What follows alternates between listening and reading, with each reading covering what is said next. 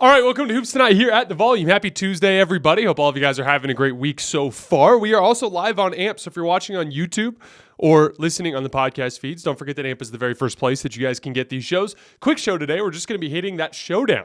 First of many, hopefully, between Chet Holmgren and Victor Wembanyama last night as both of them go for 20-plus in less than 20 minutes. We're going to talk about both players on both ends of the floor. You guys know the drill. Before we get started, subscribe to our YouTube channel. Follow me on Twitter at _JasonLT. Don't forget about our podcast feed, wherever you get your podcasts, under Hoops Tonight, and keep dropping those mailbag questions in the YouTube comments so we can keep hitting them throughout the rest of this season. And then last but not least, before we get started, the start of the NBA season is still about 2 weeks away, 2 weeks from tonight to be exact, but there's no shortage of events to attend in the meantime. All summer long, we've had concerts, comedy shows, and baseball, but now we have the return of the NFL and of college football. And the best way to get tickets to any of these is on Game Time, the fastest growing ticketing app in the United States. For amazing last-minute deals on tickets to see your favorite football or baseball team, download Game Time. And again, it's not just sports.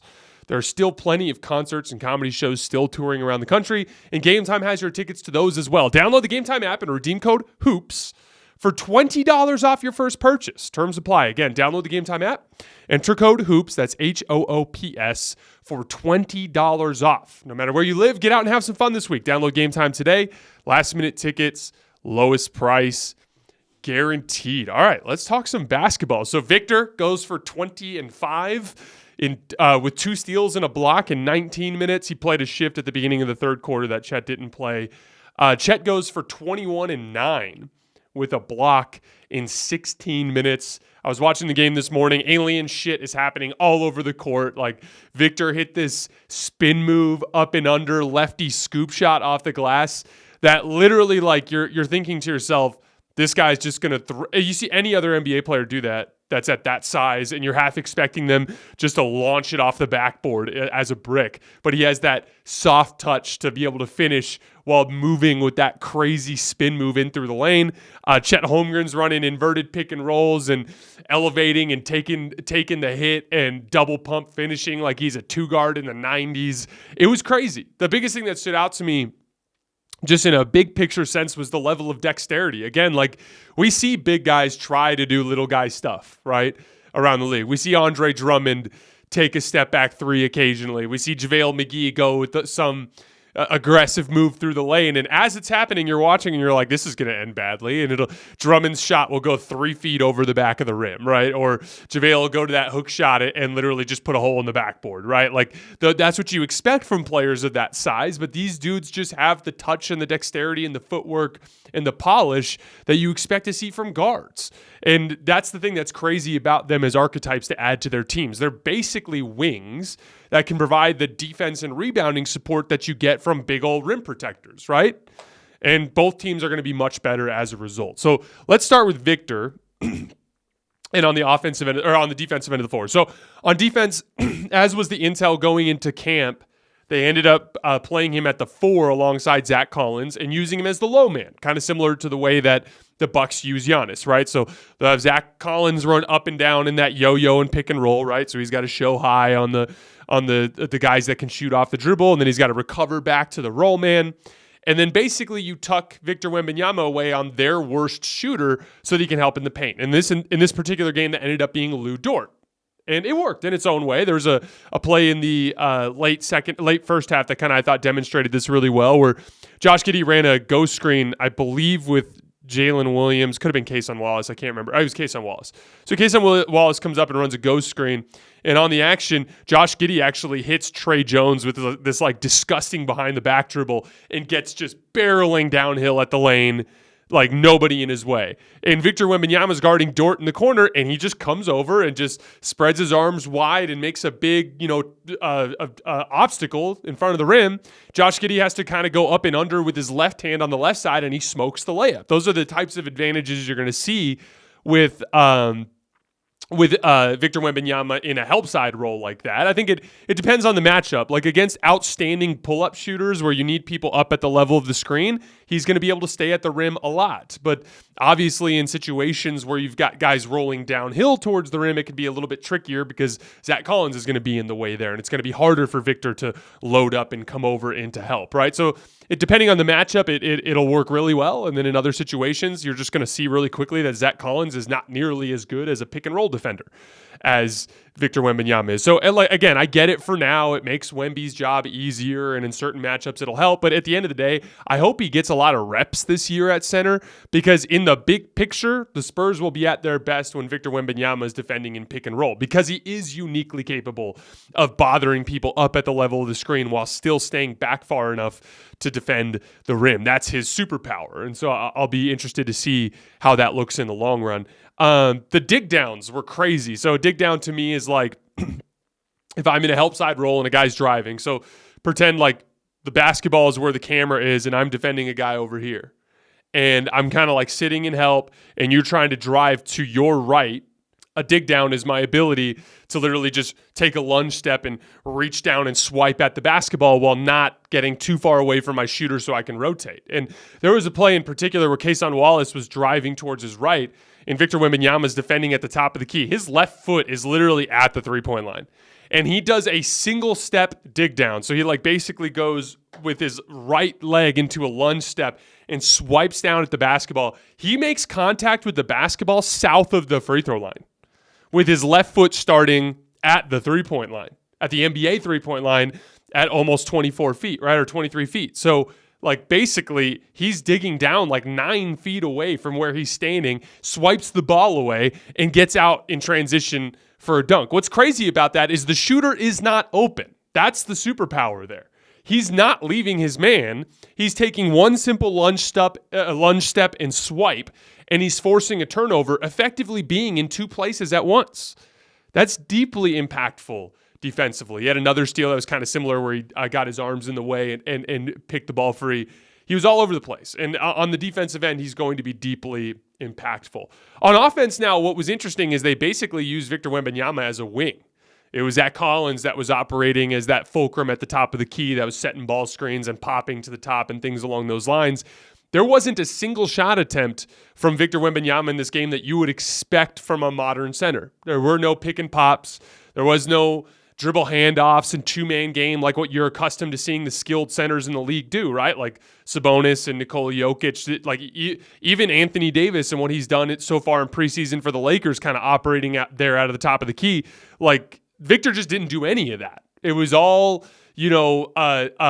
spotting up on the weak side and attacking closeouts, giving him the ball straight up with a live dribble, attacking a set defense. He literally operated as a wing. There were post-ups. There were ISOs. It was very, very interesting. And you know what's funny? It worked. Like, he still went 8 for 13 from the field. Even the three-point shots he took were like wing threes, right? Like there was that sideline out of bounds on the where the inbounder's on the left side, comes off of a pin down, runs to the top of the key, puts his right-left footwork down and elevates on the move straight up and down into a three, which is like the kind of shot you expect from Klay Thompson. And Victor's taking that, right? There was his other three that he made, literally came off of a dribble handoff at the top of the key and took an escape dribble to his side and was drifting to his left and elevated and knocked it down. Those of you guys, you remember when him and Scoot Henderson had that showdown with the G League Ignite last year, one of the big things that stood out to me is I was telling you guys, like, don't be surprised if he takes 5 to 7 threes a game and literally is taking them like Klay Thompson, because that's the type of three-point shot he likes to take. He gets his rhythm by doing difficult shit when he's taking three-point shots. He missed his catch-and-shoot threes in this game. So that's kind of the interesting thing is, like, he literally operates as a wing. The only real big man offensive stuff he was doing is obviously he had that one post up where he kind of got smothered, and then he had 2 offensive rebounds, one over Chet Holmgren on a free throw where he just reached over the top and grabbed it. And then at the beginning of the second half, there was a rebound off the back of the rim. He's standing in the middle of the floor. No one else even tried to go for it. They're like, I'm not going to be able to jump with this guy. Just jumped over everybody, caught it, kept it high, and shot that little flip shot into the basket. That's what's crazy is, like, he was playing a more difficult brand of offense than he probably should have. and he still went 8 for 13 from the field. And in the long run, he's going to start doing that easier stuff. We're going to talk about it in a minute with Chet, and it's only going to go up from there. For a limited time, Verizon customers can get Netflix and NFL Plus for just $25 a month with Plus Play. That's $120 of annual savings. Plus Play is a platform where Verizon customers can shop, manage, and save on subscriptions you already love, like Netflix and NFL Plus. With NFL Plus Premium, you get access to live games on mobile, NFL Red Zone, NFL Network, and more. Just go to Verizon.com/plus play to bundle and save on Netflix and NFL Plus today for a limited time only. The NFL season is going strong, and DraftKings Sportsbook is hooking new customers up with an offer that's even stronger. Bet $5 on any game this week to score $200 instantly in bonus bets. And DraftKings isn't stopping there. All customers can take advantage of a sweeter offer every game day this October.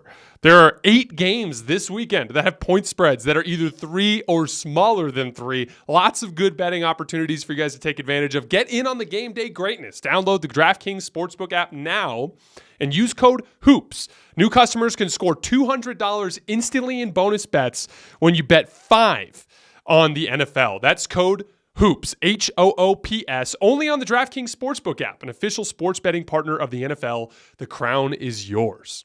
The one thing that kind of stood out to me offensively is he's more difficult to handle off the dribble from the three-point line than he is from the mid-post right now.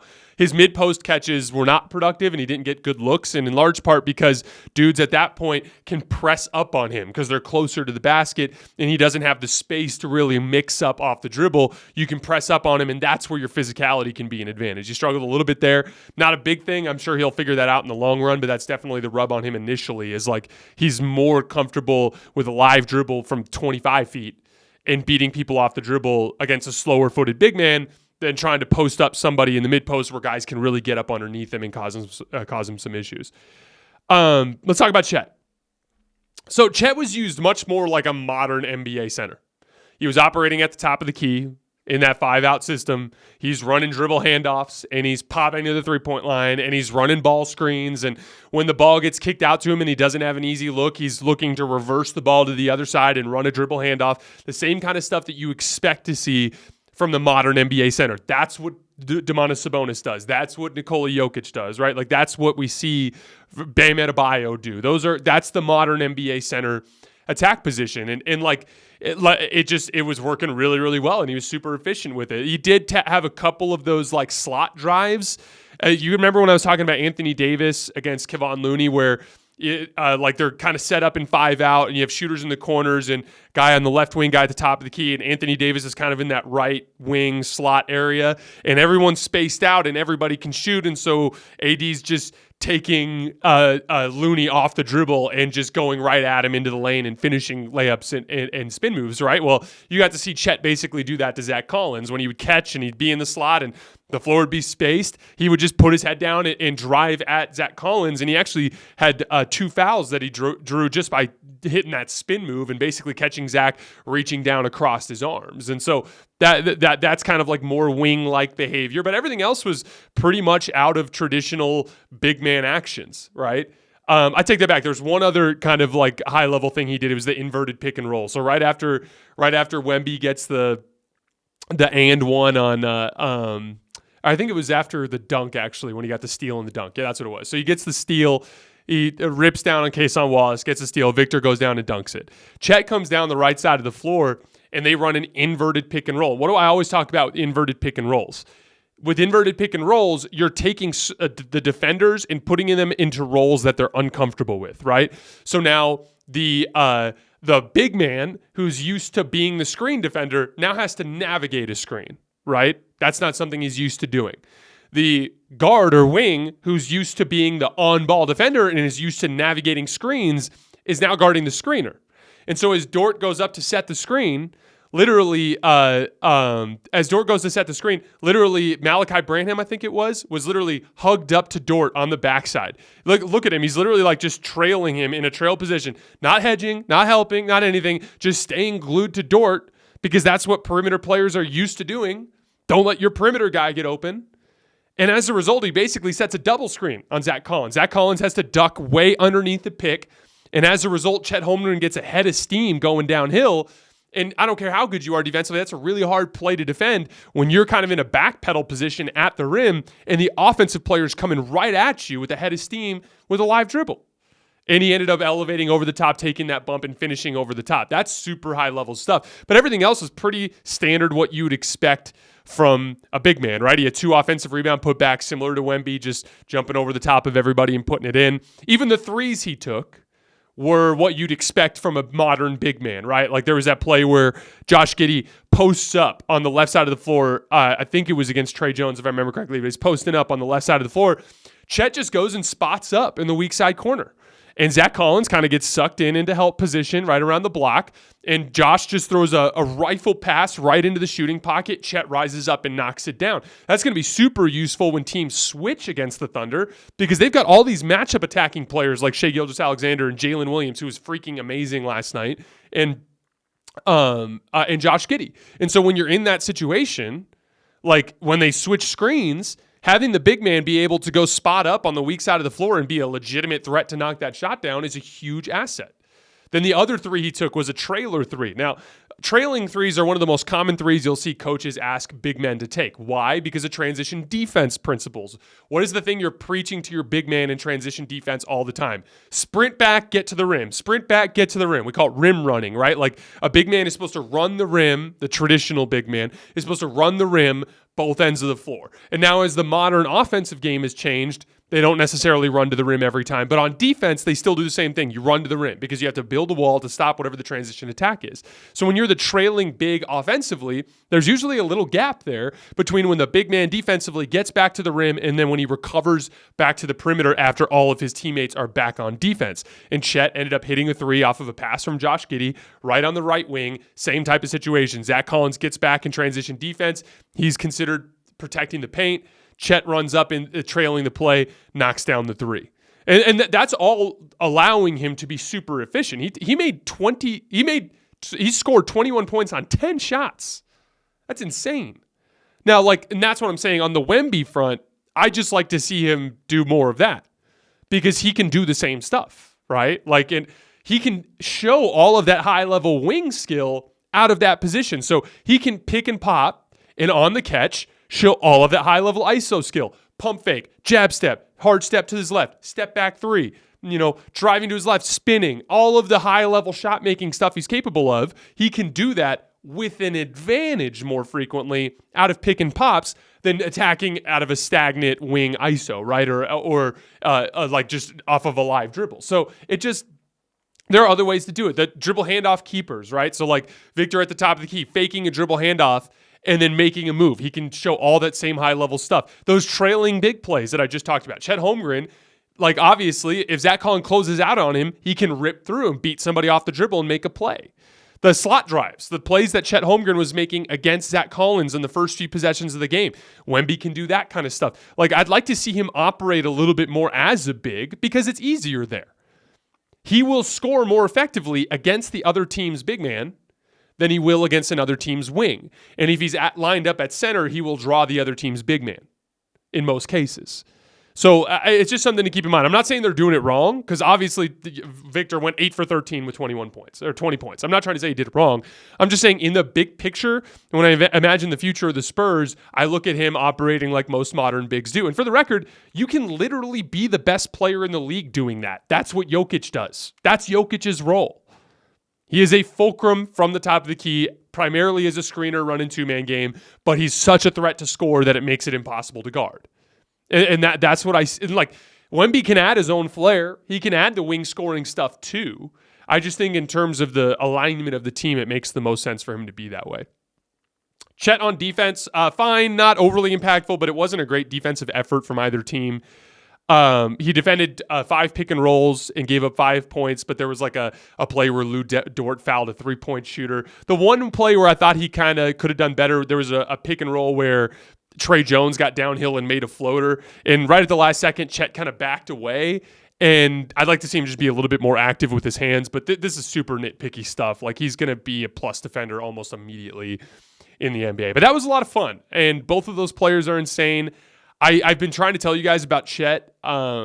All the intel this summer is that the dude is working harder than just about anybody, and that he really, really, really wants to be good, and all the right stuff that you hear, that you want to hear from a young, talented player. And so, especially since he kind of like fits a specific need for OKC, like there was a Jalen Williams finger roll and one. I posted a video of it on my Twitter feed, you guys can see, where Chet rolled hard to the rim. And when he rolled hard to the rim, Zach Collins had to take 2 hard steps backwards to recover at the rim. And as a result, Jalen Williams had a wide open kind of finger roll at the end, and Zach Collins kind of slapped him at the end for the and one, but he was way out of position because of the roll man gravity that Chet Holmgren has.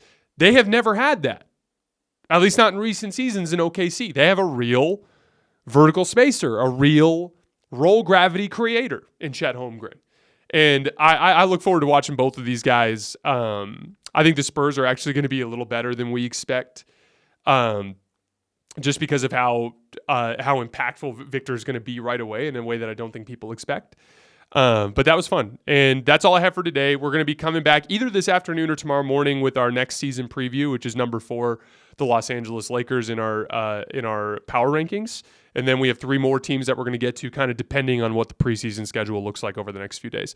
All right, guys, that's all I have. I appreciate you, and I'll see you either later today or tomorrow.